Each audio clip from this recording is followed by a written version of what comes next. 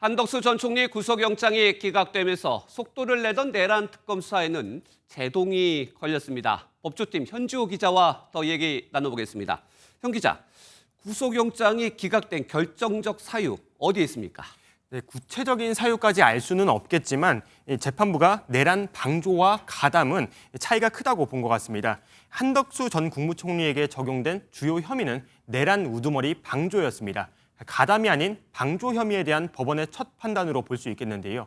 앞서 이상민 전 행정안전부 장관은 내란 중요임무 종사, 그러니까 내란에 직접 가담했다는 혐의로 구속영장이 발부됐죠. 특검팀에서는 이 전 장관과 한 전 총리 모두 이 범죄의 중대성을 강조를 했는데 영장 발부와 기각이 갈린 겁니다.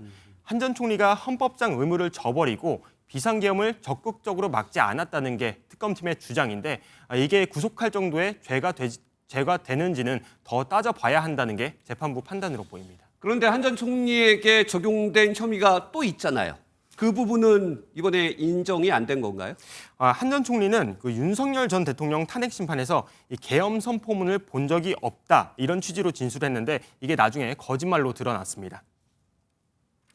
대통령실에서 계엄과 관련된 문건을 보거나 받은 기억이 없습니다. 한 전 총리는 이 특검 조사 과정에서 이 CCTV 등 물증이 제시가 되자 계엄 선포문의 존재를 알고 있었다 이런 취지로 진술을 바꿨다고 알려졌는데요. 이게 오히려 수사에 협조하는 태도로 해석됐을 수 있습니다. 한 현직 부장판사는 방조나 위증 혐의로 구속영장이 발부된 사례는 적다 이렇게 설명하기도 했습니다. 그동안 특검에서 구속영장이 신청이 되면 대부분 발부가 됐는데 한 전 총리의 구속 실패는 특검 수사에 좀 차질이 될 것 같은데 어떻습니까? 이 특검팀에서는 일단 걱정하지 않아도 된다, 수사에 차질이 없을 거다 이렇게 설명을 하긴 했는데 네. 일단 수사에 제동이 걸린 건 분명해 보입니다. 네. 보강 수사를 거쳐 구속영장을 재청구할 거란 관측도 나오는데요. 특검팀은 심도 깊은 논의를 통해 다양한 방안을 검토한 뒤 결정할 예정이라며 신중한 태도를 보였습니다.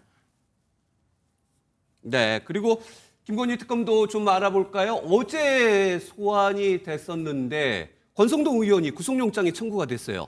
네, 그렇습니다. 민중기 특별검사팀은 오늘 늦은 오후 이 권성동 의원에 대한 구속영장을 청구했습니다. 영장 청구서에는 정치자금법 위반 혐의 하나만 적시가 됐는데요. 권 의원은 통일교 측으로부터 불법 정치자금을 받았던 혐의로 바로 어제 특검팀에 출석해 장시간 조사를 받았습니다. 앞서 특검 수사 과정에서는 구속 기소된 윤영호 전 통일교 세계본부장이 권 의원에게 돈을 전달한 정황이 담긴 메시지가 발견되기도 했죠. 윤 전 본부장 다이어리에서는 큰 거 한 장 서포트라고 적힌 메모도 확보가 된 상태입니다. 네. 특검팀은 권 의원이 1억 원가량을 받은 것으로 보고 있는데 증거인멸 시도가 있었던 정황을 확인하고 구속영장을 곧바로 청구했습니다. 그리고 오늘 김건희 여사에 대한 조사도 있었는데 사실상 기소 전 마지막 조사죠.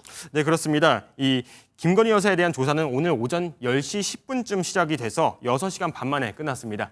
오늘 조사는 도이치모터스 주가 조작 사건에 집중이 됐는데 이번에도 김 여사는 대부분 질문에 진술을 거부한 것으로 알려졌습니다. 민중기 특검팀은 구속기한 만료 이틀 앞둔 내일 김 여사를 기소할 계획입니다. 기업 투자금 횡령 의혹을 받는 김건희 여사의 집사 김예성 씨도 내일 기소가 이뤄질 예정입니다. 네, 특검 소식은 여기까지 듣겠습니다. 법조팀 현지호 기자였습니다.